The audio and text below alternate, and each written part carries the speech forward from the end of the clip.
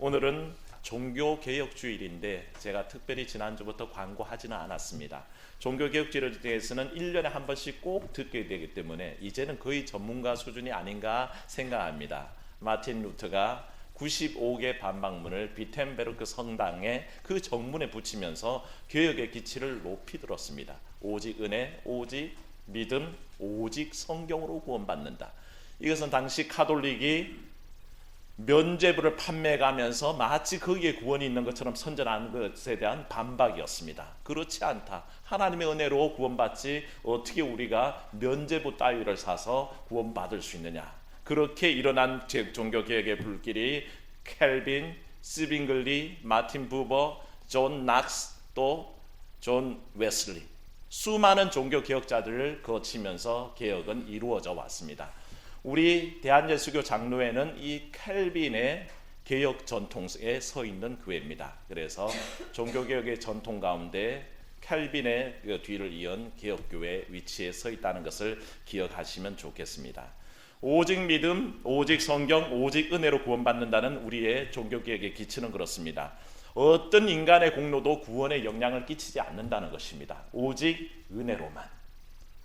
연약하더라도 부족해도 나약해도 하나님께서 우리를 들어 사용해 주셔서 구원받는 것이지 우리의 외모의 잘남, 우리의 외형적인 드러남 때문에 하나님께서 구원하시지 않는다는 것이 종교개혁의 가장 중요한 모토입니다. 여기에서 우리가 생각해야 될 것은 가장 중요한 사실은 하나님께서 은혜로 우리를 자녀 삼아 주셨고 또한 은혜로 구원받을 수 있도록 우리를 의롭다 여겨주신 사건입니다. 그 사실을 믿는 여러분 되시기를 축원합니다. 그래서 오늘은 구원의 5단계로 하나님께 의롭다 여김을 받는 것과 하나님의 자녀됨의 은총에 관해서 말씀을 나눕니다. 우리 인생들은 모두 죄인이라고 그랬습니다. 한 사람도 예외가 없습니다. 아무리 거룩하고 잘난 체하고 있어도 그 속은 죄인입니다. 죄투성입니다. 그런데 하나님께서는 주님이 십자가를 지심으로 우리에게 구원받을 수 있는 길을 열어주셨습니다. 이를 위해서 주님께서는 언제나 한 사람 한 사람을 불러주시는 것을 믿으시기를 축원합니다. 이것이 외적 부름과 내적인 부름이라 그랬습니다. 외적으로 부르심을 받았을 때에 우리 속에 내적인 부름이 일어나는데 거기에 응답하는 사람이 있고 거절하는 사람이 있습니다. 응답하면 구원의 길로 갈 수 있지만 거절하면 영원한 지옥불에 갈 수 없는 밖에 없다는 것입니다. 주님이 우리를 부르실 때 응답하면 그 사람마다 누구든지 새 생명이 그 속에 잉태가 됩니다. 그 생명이 우리 속에서 역사하기 시작하는데 그 역사가 거듭남이라고 그랬습니다. 사람마다 거듭나고 변화가 일어난다고 말씀을 드렸습니다. 그리고 이 변화의 삶이 결국 우리에게 하나님의 특별한 은총이 나리도록 해주시는데 따라하겠습니다. 칭의. 이것이 바로 의롭게 여기신다라는 뜻입니다.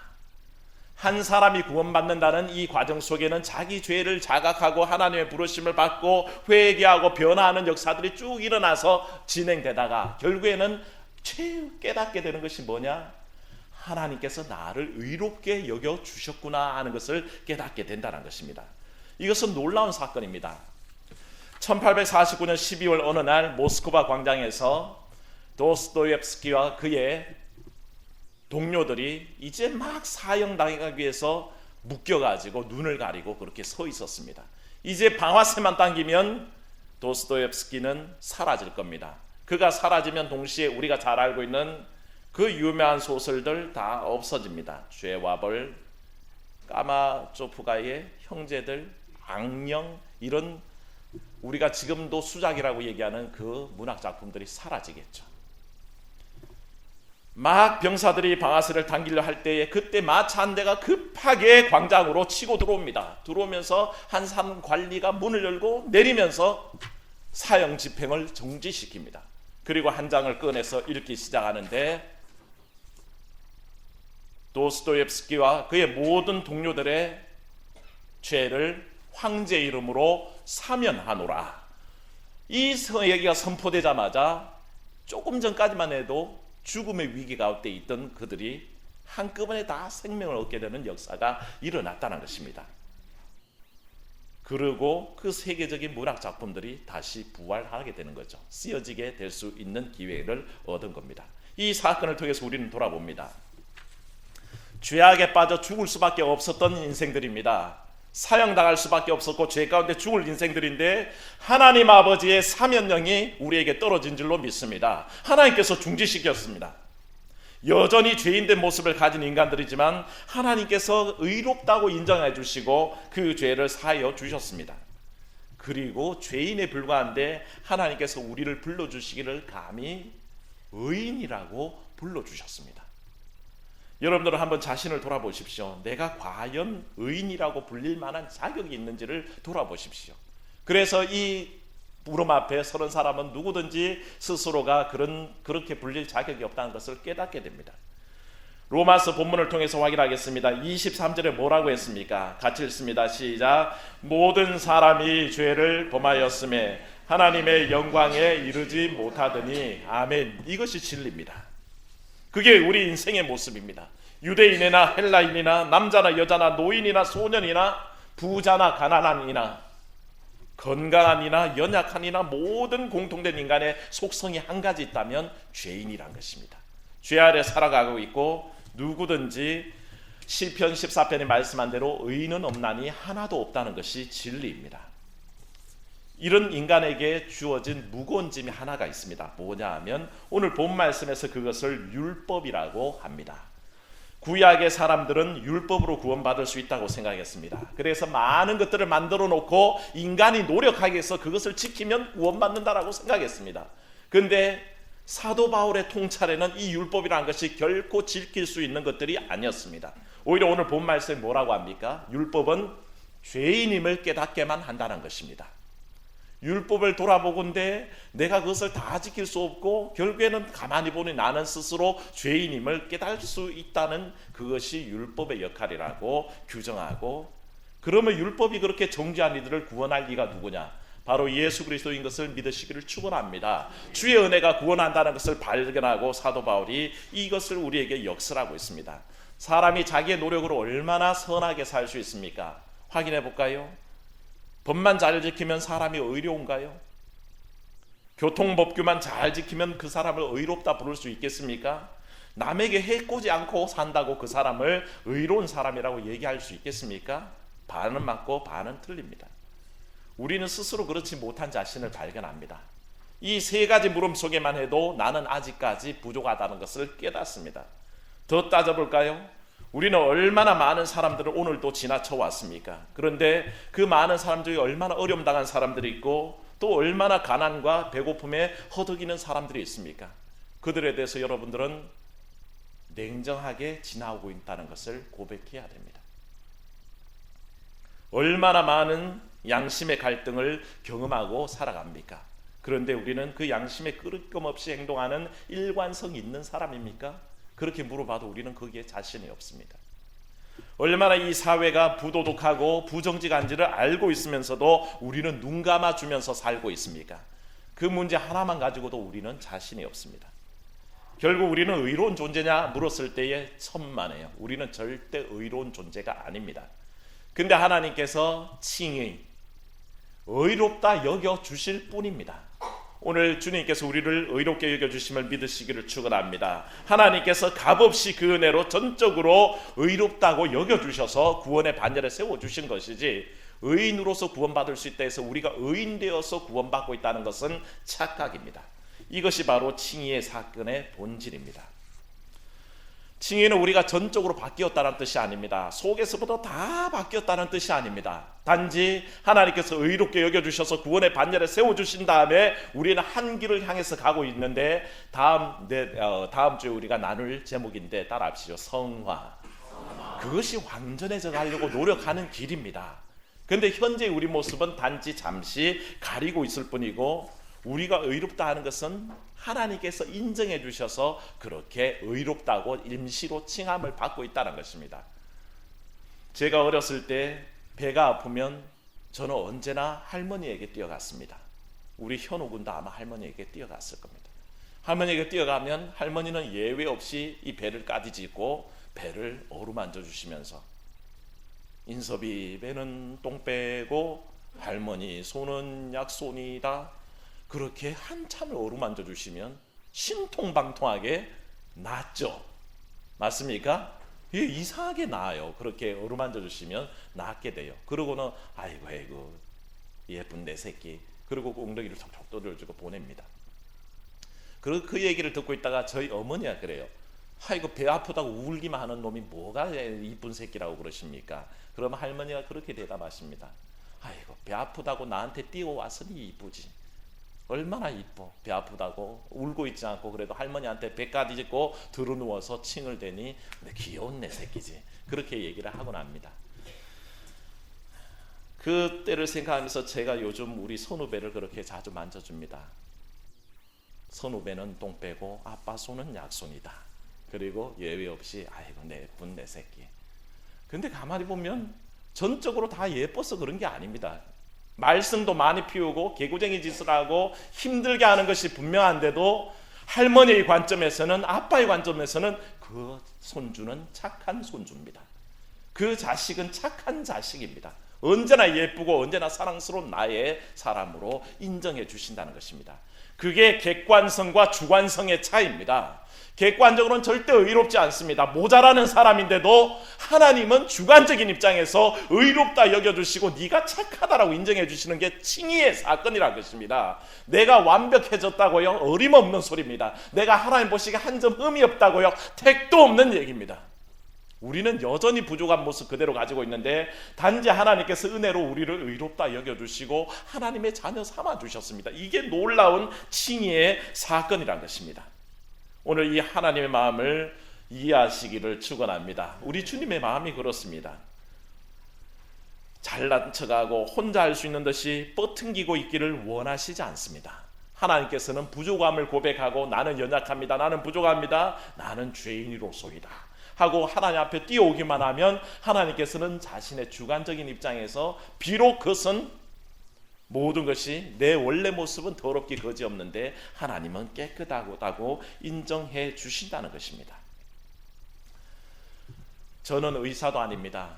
저희 할머니도 의사가 아닙니다. 약사가 아닙니다. 근데 이상하게 뛰어가면 신통방통하게 그 아프던 배가 나았던 것처럼 우리가 하나님 앞에 나아가기만 하면 그분의 손길은 못 고칠 것이 없는 줄로 믿습니다.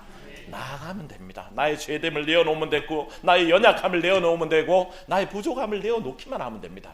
그러면 전지전능하신 손이 우리를 어루만져 주시는 것을 믿으시기를 축원합니다. 근데 우리가 꼭 기억해야 될 것입니다. 하나님께서는 우리를 칭의하십니다. 의롭다고 여겨주십니다. 근데 여기에 대적하는 세력이 있으니 마귀의 세력입니다. 마귀는 철저하게 하나님께서 의롭다고 여겨주셔서 자녀 삼아주시고 우리가 하나님의 의롭다 하심을 얻었다라고 인정하게 불러주시는데 마귀는 계속 방해합니다. 우리 죄를 일깨워 줍니다. 너 하나님이 의롭다고 하지만 네 속을 들여다봐. 네 주제에 무슨 의인이라고. 네가 어떻게 하나님 앞에 나갈 자격이 있어. 그래서 끊임없이 마귀가 주는 생각은 네 주제에 무슨 이라는 마음을 줍니다. 오늘 새롭게 교회에 나온 분들은 항상 그 마음이 있습니다. 아이고 살던 대로 살지 뭘 새삼스럽게 한번 바꿔보려고 그래. 네 주제에 네 꼬라지를 봐. 네가 어떻게 구원받을 수 있겠어. 누가 주는 생각이라고요? 마귀가 주는 생각입니다. 하나님의 생각과 달리 마귀는 끊임없이 우리의 연약함을 부추기고 절망하게 만들고 포기하게 만들려고 애쓴다는 것입니다. 그게 마귀의 실체입니다. 사랑하는 여러분, 마귀의 실체를 인식하시기를 축원합니다. 마귀를 우리가 인정해야 됩니다. 마치 그것은 영적인 세계라서 나랑 상관없다고 생각하시죠? 아닙니다. 마귀는 끊임없이 우리를 방해하려고 하나님의 뜻이 이루어지는 것을 빼방하려고 노력합니다. 우리 교회가 전도에 힘쓰고 구원을 위해서 애쓰고 있는 것을 하나님도 아십니다. 동시에 누가 알까요? 마귀가 압니다. 저 교회가 옛날에 죽은 듯이 있다가 지금은 자꾸 영혼 구원을 위해서 저렇게 외치고 나아가는구나 아니까 얼마나 방해하는지 모릅니다. 11월 셋째 주일을 놓고 우리가 기도하고 있었더니 사람들의 육신을 치기 시작하는데 제 발목을 치죠. 우리 집사님들 발목을 치죠. 우리 집사님들 목을 치죠. 허리를 치죠. 그래서 온 육신이 아프도록 만들어서 자꾸 못 나오게 한다는 것입니다. 아이들이 아프게 하고 아이들이 어디가 하나 터지게 만들고 그러면서 마귀는 끊임없이 괴롭힙니다. 욥을 괴롭힐 때 마귀가 썼던 게 그겁니다. 자녀를 괴롭히고 재산을 가져가고 또 그 육신을 병들게 했습니다. 그런데 욥이 실패했습니까? 전혀 실패하지 않았습니다. 그 어떤 일에도 자기 믿음 지키고 승리했던 것처럼 오늘 여러분들은 마귀의 실체를 인정해야 됩니다. 나를 건드리려고, 나를 속이려고, 회방하려고 노력하는 마귀의 실체를 꿰뚫어 봐야 됩니다. 마귀는 우리가 구원에 다가설수록 한 번 더 시험을 줍니다. 내가 더 구원의 실체 속에 하나님 곁으로 나가면 마귀는 한 번 더 막았습니다. 그게 마귀가 끝까지 포기하지 않는 속성입니다.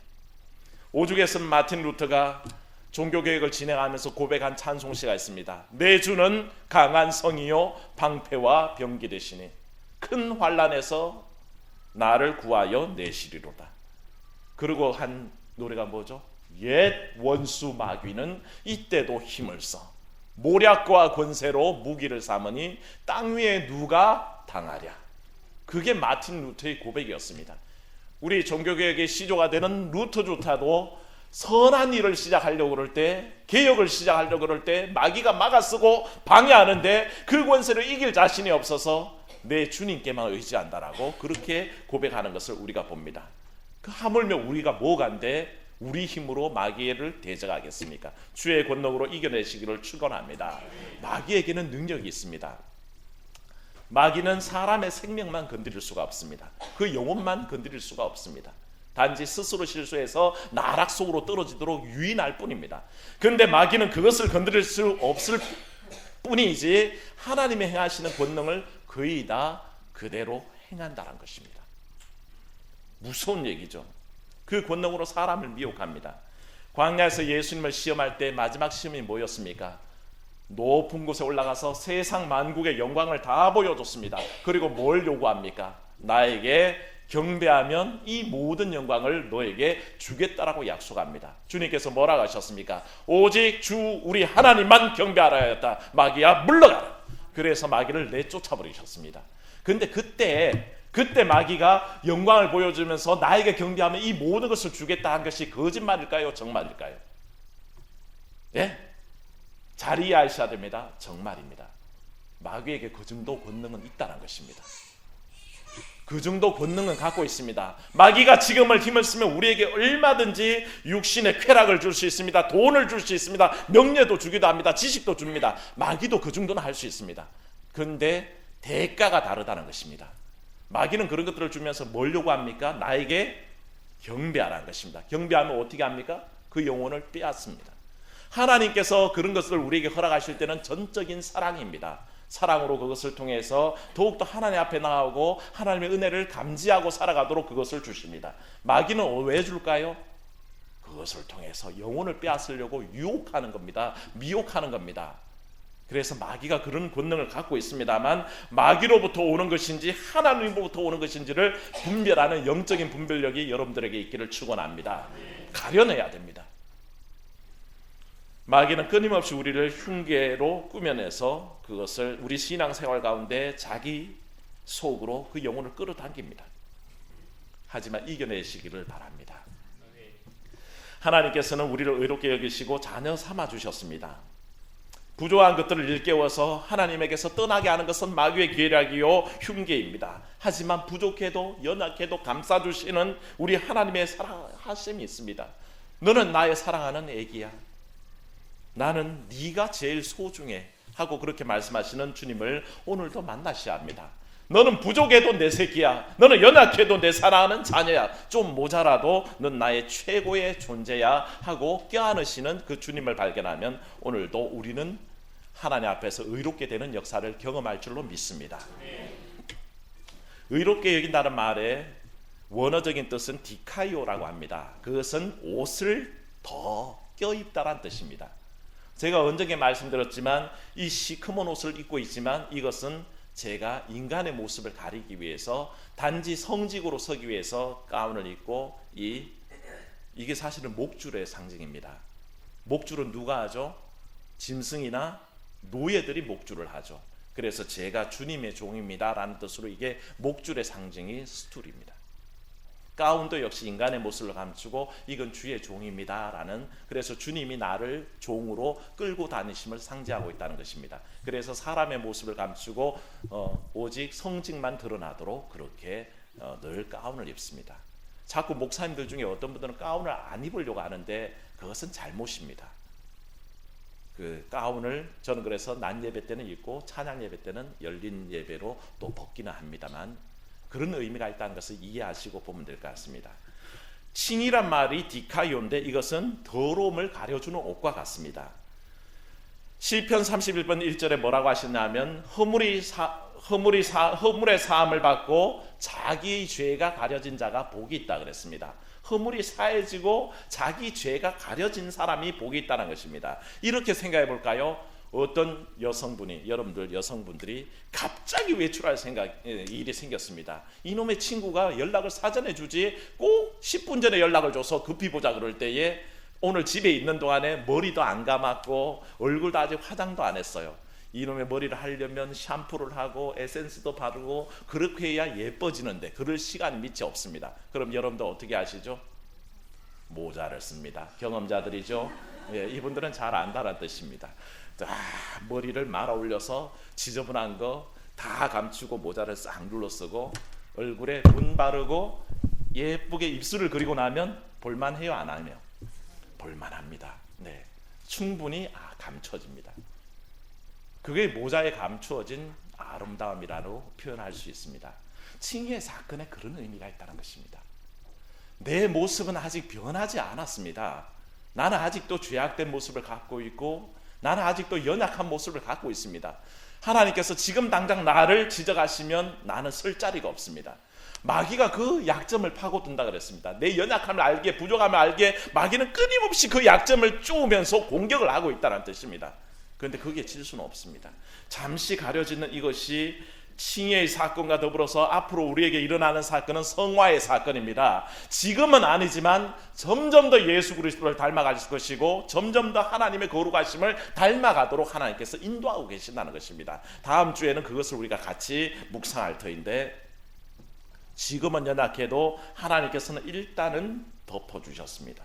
마귀는 그것을 드러내고 까발리고 그것을 가지고 공격하지만 우리 주님은 그것을 싸매시고 덮으시고 오히려 의롭다고 여겨주셨습니다. 사랑하는 여러분, 마귀의 권세에 지지 마시고 하나님이 허락하신 칭의와 또 자녀 삼으신 은혜에 그하시기를 축원합니다.